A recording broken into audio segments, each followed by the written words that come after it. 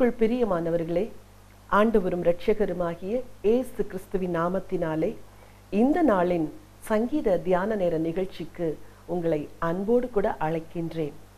இன்றைக்கு நாம் தியானிக்கும்படியாய் தெரிந்து கொண்ட சங்கீதம் 102 அதிகாரம் 28 வசனங்கள் உள்ள இந்த சங்கீதத்தை நம்முடைய தியானத்திற்காக 3 பகுதிகளாக நான் பிரிக்க விரும்புகின்றேன். நம்பிக்கையற்ற தன் நாட்கள் குறித்து தாவீதின் அங்கலாய்ப்பு. வசனம் 1-12. சீயோனுக்கு தேவன் இறங்கும்படி தாவீதின் மன்றாட்டு. வசனம் 13-22. தேவன் மாறாதவர் என்ற விசுவாச அறிக்கை. வசனம் 23-28. இந்த சங்கீதத்தின் துவக்கத்திலே துயரப்படுகிறவன் தன் துக்கத்தில் மூழ்கி தேவனை நோக்கி செய்கின்ற ஜெபம் என்று தலைப்பிடப்பட்டிருக்கின்றது. சங்கீதக்காரன் தன்னுடைய துக்கமான நேரத்தில் தேவனை நோக்கி செய்த ஜெபத்தை தான் இந்த சங்கீதத்தின் ஒவ்வொரு வசனத்திலும் நாம் வாசிக்கின்றோம். பொதுவாக இந்த சங்கீதத்தை சிறையிருப்பு குறித்து தீர்க்க தரிசனமாக எழுதப்பட்ட சங்கீதம் என்று சரித்திர ஆராய்ச்சியாளர்கள் சொல்லுவது வழக்கம். ஏனெனில் வசனம் 18 பின் வரும் சந்ததிக்காக இது எழுதப்படும் என்று சொல்லப்பட்டிருக்கிறபடினால் இதிலுள்ள வசனங்கள் அனைத்தும் சிறையிருப்பின் நேரத்திலே மக்களுடைய உணர்வுகளை வெளிப்படுத்துகிறதா இருக்கிறபடினால் இப்படி சொல்லுவார்கள். இந்த சங்கீதத்தை நாம் 3 பகுதிகளாக பிரித்தது போலவே முதல் பகுதியை நாம் தியானிக்க போகின்றோம்.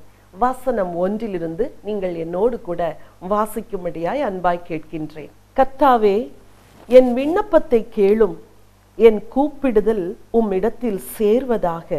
வசனம் 2. என் ஆபத்து நாளிலே உமது முகத்தை எனக்கு மறையாதேயும், உமது செவியை என்னிடத்தில் சாயும். நான் கூப்பிடுகிற நாளிலே எனக்கு தீவிரமாய் உத்தரவு அருளி செய்யும். வசனம் 3.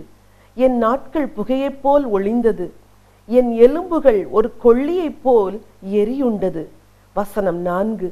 என் இருதயம் புல்லை போல் வெட்டுண்டு உலர்ந்தது, என் போஜனத்தை புசிக்க மறந்தேன். வசனம் 5. என் பெருமூச்சின் சத்தத்தினால் என் எலும்புகள் என் மாம்சத்தோடு ஒட்டி கொள்ளுகிறது. வசனம் 6. வனாந்திர நாரைக்கு ஒப்பானேன், பாழான இடங்களில் தங்கும் ஆந்தையைப் போலானேன். வசனம் 7. நான் நித்திரை இல்லாமல் வீட்டின் மேல் தனித்திருக்கும் குருவியைப் போல் இருக்கிறேன். வசனம் 8. நாடோறும் என் சத்துருக்கள் என்னை நிந்திக்கிறார்கள், என் மேல் மூர்க்க வெறி கொண்டவர்கள் எனக்கு விரோதமாய் சாபமிடுகிறார்கள். இந்த வசனங்கள் எல்லாம் எதை குறிக்கின்றது? தாவீது தேவனால் தெரிந்து கொள்ளப்பட்ட ஒரு பாத்திரமாய் இருந்தாலும் கூட அவருடைய வாழ்க்கையில் வனாந்திரத்திலும் காடுகளிலும் மலைகளிலும் அலைந்து திரிந்த துக்கத்தின் நாட்களை தேவன் அவருக்கு அனுமதித்தார். சவுலுக்கு பயந்து ஓடின காலங்கள் ஒரு பகுதி, தன் குமாரனாகிய அப்சலோமுக்கு பயந்து வனாந்திரத்தில் ஒளிந்து கொண்ட நேரங்கள் எல்லாம் தாவீதுக்கு உண்டு. அந்த துக்கமான நேரத்தில் என் நாட்கள் மாயைக்கு ஒப்பாயிருக்கிறது ஆண்டவரே, சாய்ந்து போகும் நிழலை போல் இருக்கிறது, புல் அறுப்புண்டது போல என் நாட்கள் இருக்கிறது, எனக்கு நம்பிக்கை இல்லை, என் தோல் என் மாம்சத்தோடு ஒட்டி கொள்கிறது, அந்த அளவுக்கு நான் ஆகாரமின்றி துக்கத்தில் துயரத்தில் தவித்து தனிமையில் இருக்கிறேன் என்று தன் தனிமையின் நாட்களில் தன் உணர்வுகளை தேவன் தாவீதுக்கு வெளிப்படுத்துகின்றார். நான் வனாந்திர நாரையைப் போல் ஆனேன், வீட்டின் மேல் தனித்திருக்கும் குருவியைப் போல் ஆனேன் என்றெல்லாம் தன் தனிமையை தேவனிடத்தில் விவரித்து சொல்லுகின்றார். பிரியமானவர்களே, இந்த உலகத்தில் நம்மை சூழ ஜனங்களும் இனங்களும் இருக்கும் பொழுது நாம் நம்முடைய கவலைகளை நினைப்பதில்லை. ஆனால் தனிமையின் நாட்கள் என்பது மிகவும் கொடுமையான நாட்கள். ஒவ்வொருவருக்கும் ஒவ்வொரு விதமான தனிமை இந்த உலகத்தில் அனுமதிக்கப்படுகிறது. சில வேளைகளில் குடும்பத்தில் பிரியமானவர்களை, கணவனை, மனைவியை, பிள்ளைகளை இழந்து போய் அது நிமித்தம் இருக்கிற தனிமை இருக்கிறதே, அது மிகவும் கொடுமையானது. ஒரு மனைவி தன் புருஷனை இழந்து விடுவாள் என்றால் அந்த தனிமை கொடுமையானது. ஒரு கணவன் தன் மனைவியை இழந்து விடுவான் என்றால் அந்த தனிமை மிகவும் வேதனைக்குரியது. தகப்பனையும் தாயையும் இள வயதில் இழந்து எத்தனையோ பிள்ளைகள், குழந்தைகள், வாலிபர்கள் தவிக்கிறார்களே, அந்த தவிப்பும் அந்த தனிமையும் கொடுமையானது. தாவீதுக்கு எல்லாம் இருந்தும் வனாந்திரத்தில் துரத்தப்பட்டது நிமித்தம் தனிமை. அந்த தனிமையிலிருந்து தேவனை நோக்கி கதறுகிறார். ஆண்டவரே, என் நாட்கள் நம்பிக்கையற்ற நாட்களை போல் இருக்கிறது, எனக்கு நம்பிக்கை இல்லை, நான் தனித்து இருக்கிறேன், வனாந்தர நாரே போல் இருக்கிறேன் என்றெல்லாம் புலம்பி அழுவதைத்தான் இந்த முதல் 12 வசனங்களில் நாம் பார்க்கின்றோம். 8வது வசனத்தை என்னோடு கூட சேர்ந்து வாசியுங்கள். நாடோறும் என் சத்துருக்கள் என்னை நிந்திக்கிறார்கள், என் மேல் மூர்க்க வெறி கொண்டவர்கள் எனக்கு விரோதமாய் சாபமிடுகிறார்கள். வசனம் 9, நீர் என்னை உயர தூக்கி தாழ தள்ளினீர், உமது சினத்திற்கும் கடுங்கோபத்திற்கும் உள்ளானேன். வசனம் 10, ஆதலால் நான் சாம்பலை அப்பமாக புசித்து என் பானங்களை கண்ணீரோடை கலக்கிறேன். வசனம் 11, என் நாட்கள் சாய்ந்து போகிற நிழலை போல் இருக்கிறது, புல்லை போல் உலர்ந்து போகிறேன். வசனம் 12, கர்த்தராகிய நீரோ என்றென்றைக்கும் இருக்கிறீர், உம்முடைய பேர் பிரஸ்தாபம் தலைமுறை தலைமுறையாக நிலை நிற்கும். தாவீதின் துக்கத்தை பாருங்கள். ஆண்டவரே, நான் இருக்கிற இந்த தனிமையின் நாட்களை நீர் ஒருவரே அறிந்திருக்கிறீர், நீர் என்னை உயர தூக்கி தாழ தள்ளினீர் என்று சொல்லுகிறார். ஏன் தெரியுமா? அவர் ராஜாவாக மாறின பின்பு அவர் வனாந்திரத்தில் அலைய வேண்டிய நிலைமை வந்தது. சற்று யோசித்து பாருங்கள். ஒரு ராஜாவாய் சிங்காசனத்தில் வீற்றிருக்கிறார், ஆனால் வனாந்திரத்தில் அலைந்து திரிகின்றார். ஒவ்வொரு தேசமாய் போய் அங்கிருக்கிற ராஜாக்களிடத்தில் அடைக்கலம் தேடுகிறார். ஒரு விசை தனக்கு புசிப்பதற்கு ஆகாரம் கூட இல்லாத நிலைமையில் ஒரு ஆசாரியனிடத்தில் ஓடி சென்று, உம்மிடத்தில் புசிப்பதற்கு ஏதாவது 5 அப்பங்களாவது உண்டா என்று கேட்கிற ஒரு நிலைமைக்கு தாவீது தள்ளப்பட்டார். அரண்மனையிலே ராஜ போஜனத்தை புசித்த ஒரு ராஜா வனாந்திரத்தில் பசியோடு அலைந்து திரிவது எத்தனை கொடுமையான ஒரு காரியம். ஆகவேதான் சொல்லுகிறார், நீர் என்னை உயர தூக்கி தாழ தள்ளினீர். ஆண்டவரே, பிரியமானவர்களே, உங்கள் வாழ்வில் கூட நீங்கள் செல்வ செழிப்போடும் மகிழ்ச்சியோடும் ஆனந்தத்தோடும் வாழ்ந்த நாட்கள் மாறி இன்றைக்கு துக்கத்திலும் துயரத்திலும் கண்ணீரிலும் வாழ்ந்து கொண்டிருக்கிறீர்களா? உங்களுக்கு ஒரு ஆறுதல் கொடுக்கிற தேவன் இருக்கிறார். தாவீது வனாந்திரத்தில் அலைந்து திரிந்து கொண்டே இருக்க தேவன் விடவில்லை. மீண்டும் அழைத்து கொண்டு வந்தார், மீண்டும் சிங்காசனத்தில் உட்கார வைத்தார். சமஸ்த இஸ்ரவேலுக்கும் தாவீதை ராஜாவாக உயர்த்தினார். அவருடைய மேன்மைகள் திரும்ப அவருக்கு வரும்படி தேவன் செய்தார். எந்தெந்த சத்துருக்கள் எல்லாம் அவரை நிந்தித்து தூஷித்தார்களோ அவர்களுக்கு எல்லாம் ஆண்டவர் நியாய தீர்ப்பை செய்தார். மிகப்பெரிய சத்துருவாய் தாவீதுக்கு இருந்த சவுலை தாவீது கொலை செய்வதற்கு ஒரு நிமிஷம் ஆகி இருக்காது. எத்தனையோ வாய்ப்புகள் அவருக்கு கிடைத்திருந்த போதும் தாவீது சவுலை கொலை செய்யாமல் மௌனமாய் இருந்தார். தேவனே ஒரு நியாய தீர்ப்பை கொண்டு வந்து சவுல் மரித்து போகும்படி அனுமதித்தார். உங்கள் வாழ்வில் கூட நீங்கள் தனிமையின் நாட்களில் இருக்கும் பொழுது எத்தனையோ சத்துருக்கள் உங்களுக்கு விரோதமாய் எழும்பி நின்று உங்களை பரிகசித்து தேவனை சேவித்தார்களே, இவர்களுக்கு என்ன கிடைத்தது, இவன் தேவனை சேவித்தானே, இவள் தேவனை பின்பற்றினாளே, இவளுக்கு ஏன் இப்படி நடந்தது என்றெல்லாம் உங்களை தூஷிக்க கூடும். கலங்கி போகாதிருங்கள், துயரப்படாதிருங்கள். உங்கள் இருதயத்தின் வியாகுலங்களை தேவனிடத்தில் மாத்திரம் சொல்லுங்கள். அவர் ஒருவரே உங்களுக்கு ஆறுதல் அளிக்கிற தேவனாயிருக்கின்றார். இந்த எல்லா துயரங்களுக்கு மத்தியிலும் தாவீது தன்னுடைய நம்பிக்கையை தெரிவிக்கின்றதைத்தான் 12ஆம் வசனத்தில் நாம் பார்க்கின்றோம்.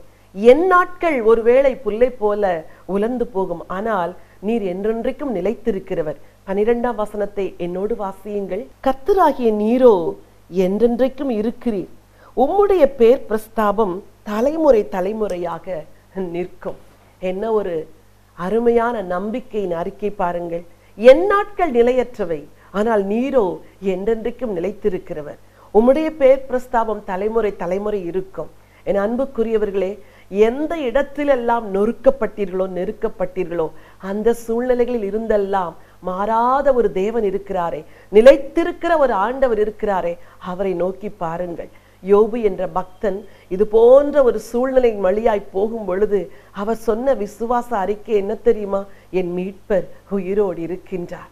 உங்கள் மீட்பர் உயிரோடு இருக்கின்றார், உங்கள் இரட்சகர் உயிரோடு இருக்கின்றார். உங்கள் நாட்கள் நம்பிக்கையற்ற நாட்களைப் போல இருக்கலாம், ஆனால் நம்பிக்கை கொடுக்கிற ஒரு தேவன் இன்றைக்கும் உங்களுக்கு உயிரோடு இருக்கிறார். ஆகவே திடன் கொள்ளுங்கள், தைரியம் கொள்ளுங்கள். இரண்டாவதாக, தேவன் தனக்கு இறங்கும்படி தாவீது தேவனை நோக்கி மன்றாடுகின்றார். வசனம் 12 22 வரைக்கும் இதை நாம் பார்க்கின்றோம். 13ஆம் வசனத்தை நீங்கள் என்னோடு கூட சேர்ந்து வாசியுங்கள். தேவரீர் எழுந்தருளி சீயோனுக்கு இறங்குவீர். அதற்கு தயை செய்யும் காலமும் அதற்காக குறித்த நேரமும் வந்தது. உம்முடைய ஊழியக்காரர் அதன் கல்லுகள் மேல் வாஞ்சை வைத்து அதன் மண்ணுக்கு பரிதபிக்கிறார்கள். வசனம் 15. கர்த்தர் சீயோனை கட்டி தமது மகிமையில் வெளிப்படுவார். வசனம் 16. திக்கற்றவருடைய ஜெபத்தை அலட்சியம் பண்ணாமல் அவர்கள் விண்ணப்பத்தை அங்கீகரிப்பார். வசனம் 17. அப்பொழுது ஜாதிகள் கர்த்தருடைய நாமத்துக்கும் பூமியில் உள்ள ராஜாக்கள் எல்லாரும் உம்முடைய மகிமைக்கும் பயப்படுவார்கள். வசனம் 18. பின் சந்ததிக்காக இது எழுதப்படும், சிருஷ்டிக்கப்படும் ஜனம் கர்த்தரை துதிக்கும். வசனம் 19. கர்த்தர் கட்டுண்டவர்களின் பெருமூச்சை கேட்கவும் கொலைக்கு நியமிக்கப்பட்டவர்களை விடுதலையாக்கவும். வசனம் 20. தம்முடைய உயர்ந்த பரிசுத்த ஸ்தலத்திலிருந்து பார்த்து வானங்களிலிருந்து பூமியின் மேல் கண்ணோக்கமானார். தாவீது வனாந்தரத்தில் அலைந்து கொண்டிருந்த நாட்களில் தான் விட்டு வந்த தலைநகரமாகிய சீயோனுக்காக ஜெபம் செய்கிறார். ஆண்டவரே, சீயோனை நினைத்தருளும், அதற்கு தயை செய்யும் காலமும் அதற்கு நீர் குறித்த நேரமும் வந்தது. உடைய ஊழியக்கார் அதன் மண்ணுக்காய் பரிதபித்து அதன் கல்லின் மேல் வாஞ்சை வைத்து அது கட்டப்பட வேண்டும் என்று விரும்புகிறார்களே, அந்த விருப்பத்தை நிறைவேற்றும் என்று சீயோனுக்காக ஜெபம் செய்கிறார். நாம் ஆரம்பத்திலேயே தியானித்தோம். இந்த சங்கீதம் சிறையிருப்பில் இருக்கிற ஜனங்கள் கர்த்தரை நோக்கி செய்யும் வேண்டுதலுக்கு முன்னடையாளமாய் ஒரு தீர்க்க தரிசனமாய் எழுதப்பட்டது என்று. 18வது வசனம் அதைத்தான் சொல்லுகிறது. பின் வரும் சந்ததிக்காக இது எழுதப்படும் என்று. 12 22 வசனங்களில் உள்ள சாராம்சம், சிறையிருப்புக்கு யூதர்கள் கடந்து சென்ற போது அங்கிருந்து செய்த ஜெபத்திற்கு முன்னடையாளமாய் இருக்கிறது. யூதர்கள் பாபிலோனுக்கு சிறைப்பட்டு போனார்கள். 70 ஆண்டுகள் அந்த சிறையிருப்பில் இருந்தார்கள். அந்த சிறையிருப்பில் இருந்து தேவனை நோக்கி கதறி அழுது அவர்கள் செய்த ஜெபமெல்லாம் சீயோனுக்கு இரக்கம் செய்யும், சீயோனுக்கு தயை செய்யும், அதற்காக குறித்த காலம் வந்தது, அதற்காக குறித்த நேரம் வந்தது என்று தேவனை நோக்கி ஜெபம் செய்தார்கள். பக்தனாகிய தானியேல் பாபிலோனிலே சிறையிருப்பின் தேசத்தில் இருந்து தேவனை நோக்கி ஜெபம் செய்தார். அவர் தீர்க்கதரிசியாகிய எரேமியாவின் புஸ்தகத்தை வாசித்து எருசலேமின் பாழ்கடிப்புகள் தீர 70 வருஷம் ஆகும், சிறையிருப்பு நீங்க 70 வருஷம் ஆகும் என்று அறிந்து கொண்ட பின் தேவனை நோக்கி ஜெபம் செய்கிறார். ஆண்டவரே, 70 வருஷம் முடிந்த பின் சிறையிருப்பை திருப்புவே என்று சொன்னீரே, இதோ இந்த 70 ஆண்டுகள் முடிய போகிறதே, நீர் சிறையிருப்பை திருப்பும் என்று தானியேல் செய்த ஜெபத்தை தானியேலின் புஸ்தகத்திலே நாம் வாசிக்கின்றோம். பிரியமானவர்களே, தானியேலின் காலத்தில் தானியேல் எந்த ஜெபத்தை செய்வார் என்பதை கூட தாவீது முன்னறிந்து ஒரு தீர்க்கதரிசியாய் இருந்து தன்னுடைய சங்கீதத்திலே அதை எழுதி வைத்திருக்கின்றார். இதைத்தான் வசனம் 12 வசனம் 22 வரைக்கும் நாம் பார்க்கின்றோம். 3வது பகுதியாக வசனம் 23 வசனம் 28 வரைக்கும் உள்ள வசனங்களை நாம் தியானிக்க போகின்றோம். தன்னுடைய நிரந்தரமில்லாத நாட்கள், நிலையற்ற நாட்களை குறித்து சொன்ன பின்பு, தனக்கு தேவன் இறங்க வேண்டும் என்று ஜெபம் செய்த பின்பு தாவீது தேவனை நோக்கி பார்க்கின்றார். எல்லா சூழ்நிலைகளிலும் தாவீது தேவனை நோக்கி பார்ப்பதுதான் அவரது வழக்கம். தேவனை நோக்கி பார்த்து, என் நாட்கள் புல்லறுப்புண்டது போல போனாலும் உம்முடைய நாட்கள் என்றென்றும் இருக்கிறது ஆண்டவரை என்று ஆண்டவருக்குள் தன் விசுவாசத்தை ஸ்திரப்படுத்திக் கொள்ளுகிறார். என்னோடு கூட 23வது வசனத்திலிருந்து நீங்கள் வாசிக்க நான் விரும்புகின்றேன். வசனம் 23. வழியிலே என் பலனை அவர் ஒடுக்கி என் நாட்களை குறுக பண்ணினார். அப்பொழுது நான், என் தேவனே, பாதி வயதில் என்னை எடுத்துக்கொள்ளாதேயும், உம்முடைய வருஷங்கள் தலைமுறை தலைமுறையாக இருக்கும். வசனம் 25. நீர் ஆதியிலே பூமியை அஸ்திபாரப்படுத்தினீர், வானங்கள் உம்முடைய கரத்தின் கிரியையாய் இருக்கிறது. வசனம் 26. அவைகள் அழிந்து போம், நீரோ நிலைத்திருப்பீர். அவைகளெல்லாம் வஸ்திரம் போல் பழமையாய்ப்போம், அவைகளை ஒரு சால்வையைப் போல மாற்றுவீர், அப்பொழுது மாறிப்போம். வசனம் 27. நீரோ மாறாதவராயிருக்கிறீர், உமது ஆண்டுகள் முடிந்து போவதில்லை. வசனம் 28. உமது அடியாரின் பிள்ளைகள் தாபரித்திருப்பார்கள், அவர்கள் சந்ததி உமக்கு முன்பாக நிலை பெற்றிருக்கும் என்று சொன்னேன்.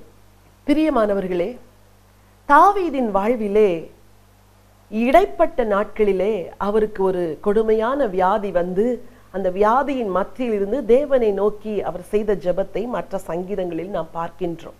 இங்கே தன்னுடைய நிர்பந்தமான நிலைமையிலிருந்து ஆண்டவரை நோக்கி ஒரு ஜெபம் செய்கிறார். தேவனே, என்னை பாதி வயதில் எடுத்துக்கொள்ளாதேயும். நீங்கள் கூட தேவனிடத்தில் இப்படி ஒரு ஜெபத்தை செய்ய வேண்டும். ஆண்டவரே, பூரண ஆயுள் உள்ள வரைக்கும் இந்த பூமியிலே நாம் வாழும்படி எனக்கு நீர் இரக்கம் செய்யும். இள வயதில் என் குடும்பத்தில் ஒருவரும் மரணத்தை சந்திக்க கூடாது. உம்முடைய இரக்கங்கள் முடிவற்றவைகள். நீர் மாறாதவராயிருக்கிறீர். நீர் என்றென்றைக்கும் நிலைத்திருக்கிறீர். நீர் நித்தியராயிருக்கிறீர். பூமியிலே நாங்களும் கூட பூரண ஆயுள் வாழும்படி எங்களுக்கு இரக்கம் செய்ய வேண்டும் என்று என் அன்பு சகோதரிகளே, உங்கள் குடும்பத்தில் உள்ள ஒவ்வொருவருக்காய் நீங்கள் அப்படி ஒரு ஜெபத்தை ஏறெடுக்க வேண்டும். தகப்பன்மாரே, உங்கள் பிள்ளைகளுக்கு மட்டுமல்ல, உங்கள் பிள்ளைகளின் பிள்ளைகளுக்கும் கூட தலைமுறை தலைமுறையாய் பூரண ஆயுள் என்ற ஒரு ஆசீர்வாதம் வர வேண்டும் என்று நீங்கள் இப்பொழுதே ஜெபம் செய்து வைக்க வேண்டும். சங்கீதக்காரன் பின்பாக எழுதுகிறார், நீர் மாறாதவராயிருக்கிறீர். உம்முடைய ஆண்டுகள் முடிந்து போவதில்லை. ஆதியிலே நீர் பூமியை அஸ்திபாரப்படுத்தினீர். அப்பொழுது வானங்களையெல்லாம் விரித்தீர். அந்த வானங்கள் கூட அழிந்து போகும். என்ன ஒரு அழகான தீர்க்க தரிசனம் பாருங்கள்.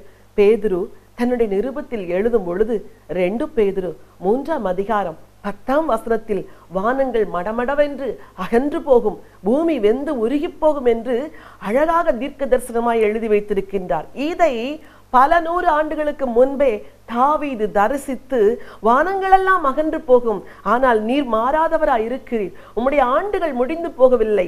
நீ நித்தியமானவர், நீ நிரந்தரமானவர், எங்களுக்கு ஒரு நித்திய ஜீவனை வைத்திருக்கிறவர் என்று தேவனுடைய நித்திய தன்மையை குறித்து புகழ்ந்து இங்கே எழுதியிருக்கிறார். இந்த சங்கீதத்தின் கடைசி பகுதி இப்படியாய் முடிவடைகின்றது. வசனம் 27, நீரோ மாறாதவராயிருக்கிறீர். உமது ஆண்டுகள் முடிந்து போவதில்லை. வசனம் 28, உமது அடியாரின் பிள்ளைகள் தாபரித்திருப்பார்கள்.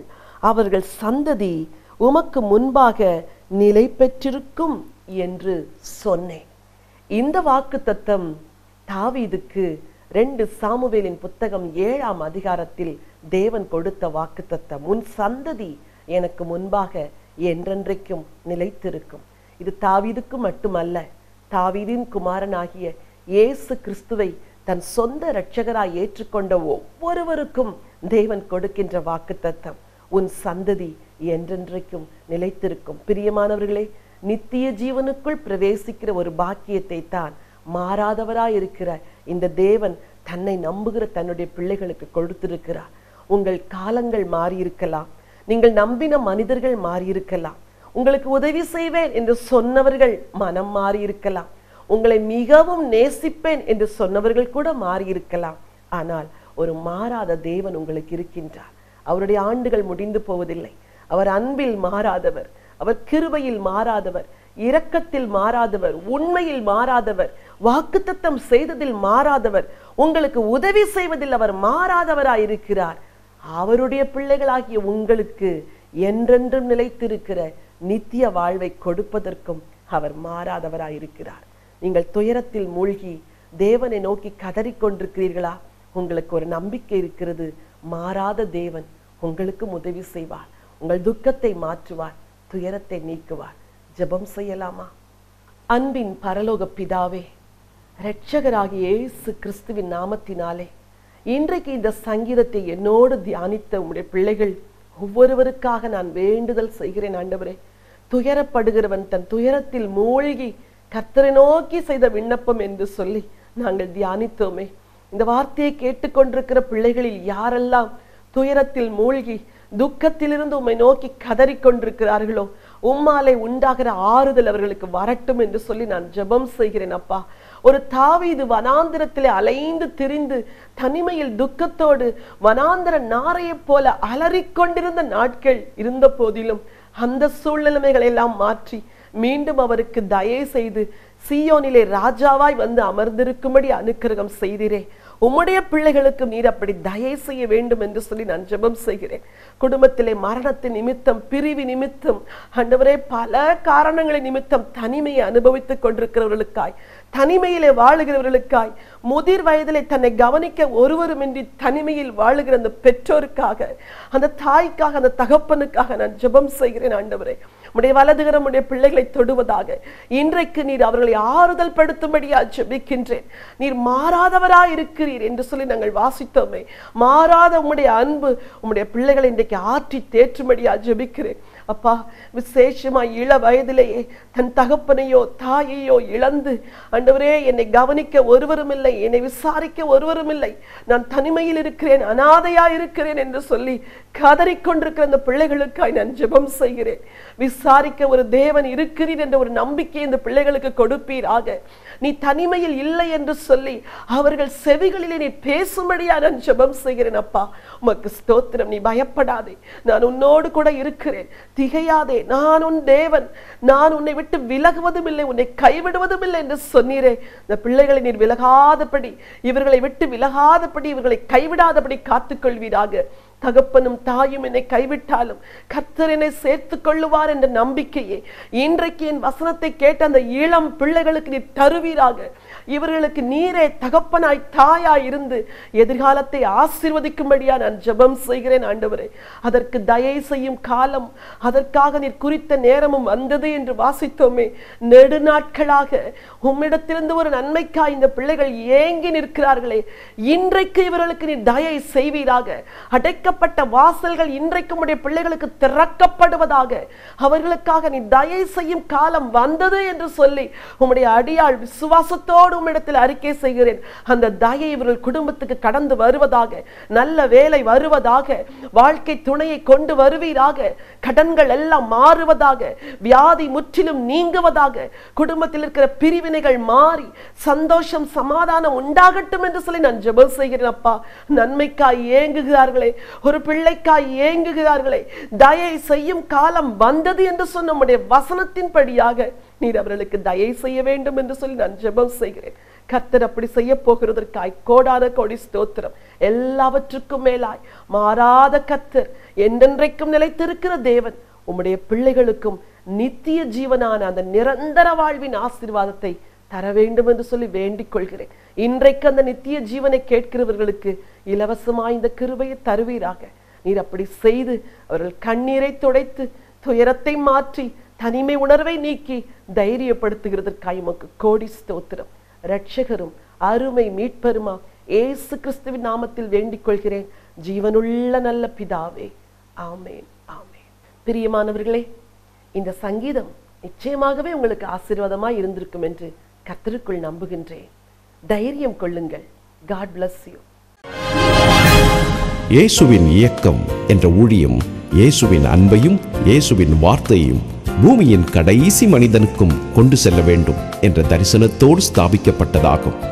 சகோதரர் டாக்டர் ஆண்ட்ரூ தேவ், சகோதரி டாக்டர் ஜெயராணி ஆண்ட்ரூ தேவ் குடும்பமாய் செய்து வரும் இவ்வூழியங்களின் மூலம் நற்செய்தி கூட்டங்கள், எழுப்புதல் முகாம், குடும்ப முகாம், வாலிபர் ஊழியங்கள், பெண்கள் ஊழியங்கள், சிட்டிலைட் ஜெபக்குழுக்கள், புத்தக ஊழியம், ஒளி நாடாக்கள், மருத்துவ சேவை, இவைகளோடு வேதாகம பயிற்சி கல்லூரி என 10 வகை ஊழியங்கள் இவ்வியக்கத்தின் மூலம் நடைபெற்று வருகின்றன. இந்த நிகழ்ச்சியின் மூலம் நீங்கள் பெற்ற ஆசீர்வாதங்களை எங்களுக்கு தெரியப்படுத்துங்கள். இந்த ஊழியத்தை உங்கள் ஜெபங்களாலும் காணிக்கைகளாலும் தாங்குங்கள். நீங்கள் எங்களோடு தொடர்பு கொள்ள வேண்டிய முகவரி பைபிள் கால்ஸ் 4/557 வலையாபதி சாலை, Mogappair East, Chennai 37, India. Contact number 919244448080 918939397739. Our email ID biblecalls@gmail.com. Our website www.thejesusmission.in, www.biblecalls.com. இந்த ஊழியத்தை உங்கள் பொருளாலும் காணிக்கையாலும் தாங்க அன்போடு அழைக்கிறோம். எங்கள் வங்கி விவரம் Bible calls account number 189010001658, Axis Bank, Chennai 7, IFS code UTIB 0000189. எமது நிகழ்ச்சிகளை தொடர்ந்து பைபிள் டிவி வெப் டிவியிலும் காணத் தவறாதீர்கள். Website www.bibletv.tv. இறைவன் இயேசு உங்களை ஆசீர்வதித்து காப்பாராக.